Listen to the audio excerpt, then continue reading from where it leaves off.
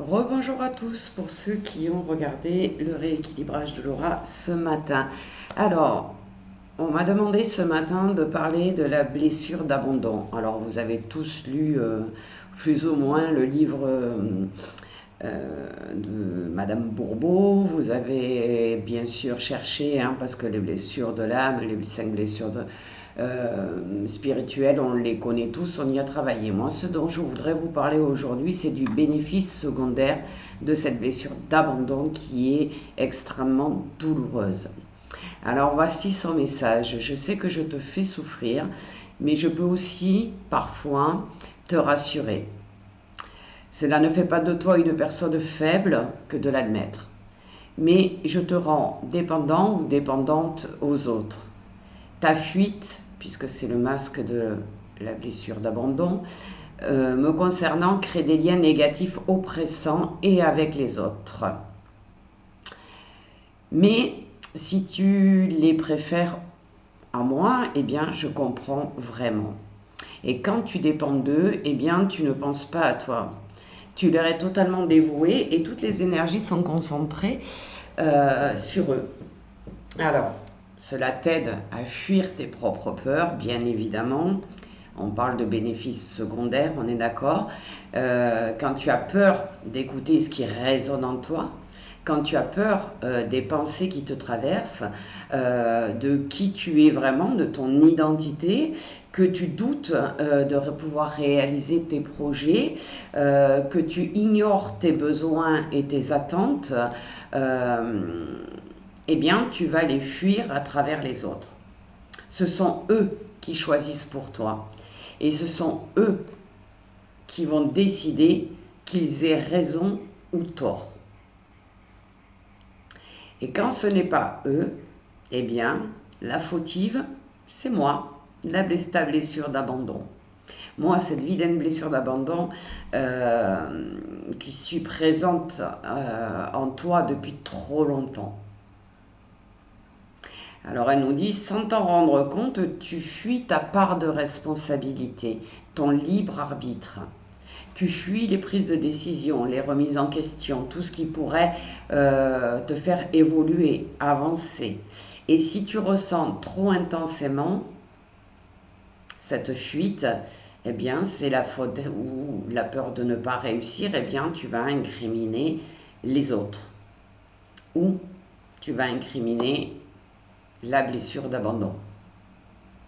Si tes pensées sont oppressantes, c'est-à-dire que ça tourne en boucle, en boucle, en boucle, au point de perdre le sommeil ou au point de ne penser à ça, qu'à ça, toute la journée, eh bien, là encore, ça va être la faute de cette blessure d'abandon qui est au fond de toi et qui gère un petit peu les choses quand tu ne sais pas les gérer, ou alors la faute des autres. C'est la faute de quelqu'un si je suis dans cette situation-là. Mais dans tous les cas, tu ne fais pas partie de l'équation, comme on dit, c'est-à-dire que tu te concentres sur l'extérieur pour pouvoir chercher à fuir, mais en fuyant, eh bien, tu te fuis toi-même. Et tu fuis le bonheur quelque part, la réussite, le changement. À chaque moment où tu n'arrives pas à te retrouver, où tu es un peu perdu dans cette vie, où tu as des doutes, des inquiétudes, eh ben, la blessure d'abandon devient bénéfique puisqu'elle va nous permettre de fuir. Donc elle nous donne la force de courir quand nous écouter, quand écouter nos ressentis, notre corps, notre cœur, eh bien, quand ça devient insurmontable, c'est la blessure d'abandon qui va nous permettre de nous échapper. Alors aujourd'hui, cette blessure d'abandon, elle nous alerte, elle nous dit « je suis et je serai toujours présent en toi ». Ce n'est pas une fatalité, loin de là. Mais toi et moi, c'est pour toute une vie. Cependant, tu peux prendre conscience que j'ai le rôle et la place que tu me donnes. Plus tu vas chercher à te libérer de cette blessure, et plus tu vas te fuir toi-même. Et plus tu vas être dans une quête de perfection épuisante et inefficace en fin de compte. Mais aujourd'hui, si vous êtes devant cette vidéo, ça veut dire que vous pouvez, vous êtes apte, vous avez les capacités de créer une nouvelle relation entre cette blessure d'abandon et vous. Alors quand votre ego s'efface, quand vous avez la sensation que votre ego s'efface, quand vous prenez conscience que vous avez besoin de la validation des autres, de leur regard, de leur jugement, de leur acceptation, de leur attention, pour pouvoir sourire, pour pouvoir vous sentir exister, eh bien, demandez-vous pourquoi et ce que vous pouvez faire pour vous retrouver vous-même, pour vous écouter, pour écouter vos émotions, pour écouter vos ressentis, pour écouter votre cœur et pour vous aimer tel que vous êtes, vous aimez vous-même. Parce qu'en cherchant l'amour à l'extérieur, on ne trouve jamais le bonheur. On ne peut trouver le bonheur que quand on a trouvé que l'amour à l'intérieur de soi-même. Alors, nous sommes tous des êtres interactionnels, bien sûr. Nous n'avons pas besoin des autres. Nous avons besoin de partager avec les autres, de communiquer, mais pas de leur avis et surtout pas qu'ils dirigent notre vie et qu'ils fassent des choix à notre place. Et cette nuance, elle est très très importante. Alors, quand vous ressentez intensément cette blessure d'abandon, ne partez pas à la quête d'une aide ou d'une action que vous pourriez faire pour quelqu'un, pour vous donner bonne conscience, etc. etc. Non, non, non, c'est pas ça qu'il faut faire. Apportez-vous toute cette attention et cette détermination à vous-même. Même si aider l'autre en spiritualité est indispensable, il y a un moment, il faut pouvoir s'aider soi-même. Si vous ne vous aidez pas vous-même, vous ne pourrez rien donner à l'autre, tout simplement. Donc, essayez de répondre à vos besoins, les vôtres, vos propres besoins. Qu'est-ce que j'ai vraiment besoin? Quelles sont mes attentes vis-à-vis de cette vie? Et surtout, je me promets à moi-même de respecter mes limites.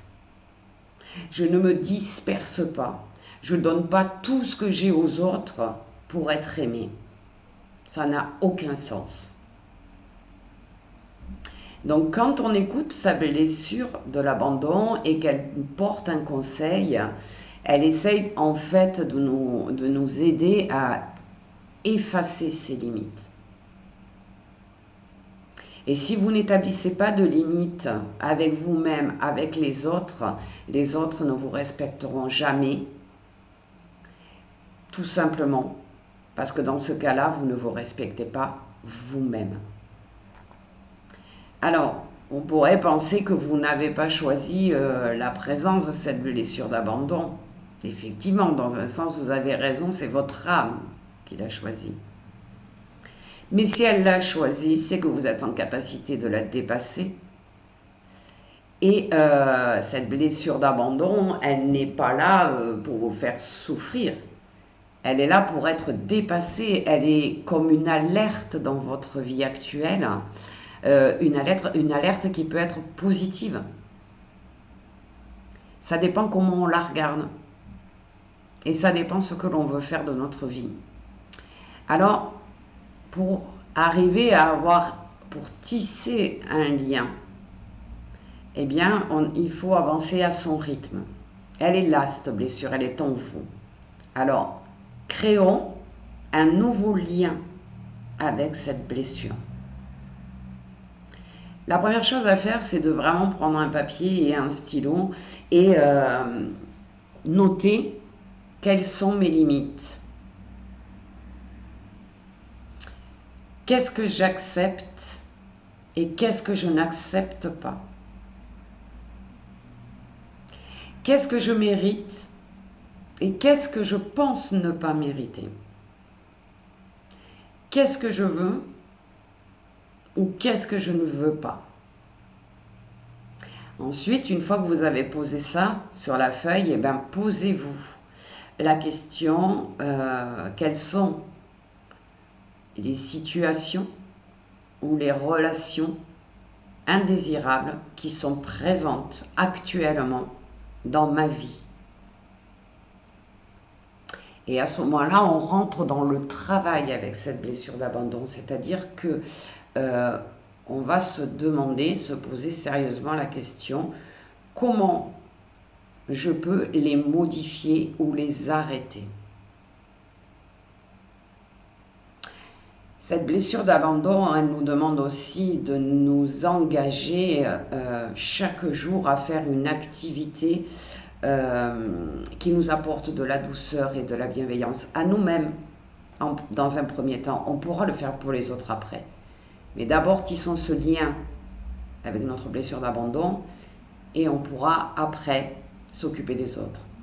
Alors, vous pouvez choisir de faire une petite sieste parce que vous ressentez une certaine fatigue. Vous pouvez aller marcher dans la nature parce que ça vous donne des énergies, vous vous sentez bien avant. Vous pouvez aller faire du sport, vous pouvez créer des choses, peindre, lire, faire des mandalas.